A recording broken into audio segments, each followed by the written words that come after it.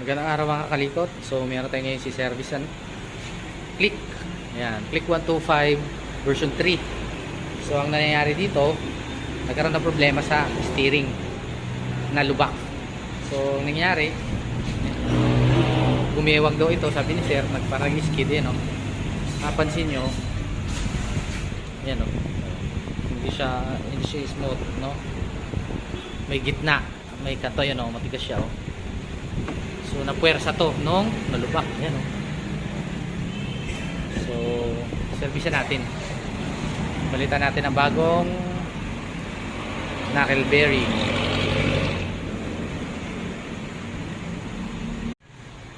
Magandang araw mga kalikot. So meron tayo ngayon si service Click.